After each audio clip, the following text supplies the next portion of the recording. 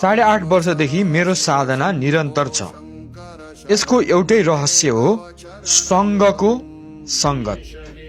बौद्ध धर्ममा भनिन्छ बुद्धम शरणम गच्छामि, सङ्घम शरणम गच्छामि, धम्मम शरणम गच्छामि।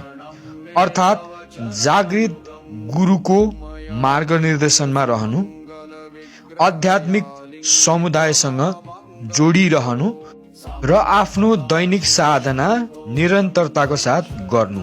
नेपालमा हुने ईसाको मासिक सत्सङ्गमा नियमित सहभागी हुँदा हरेक पटक नयाँ प्रेरणा मिल्यो।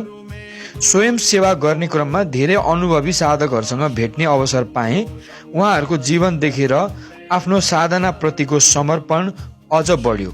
साथै सद्गुरुका प्रवचनहरूले पनि मलाई दैनिक साधना जारी राख्न सधैँ प्रेरणा दिइरहे।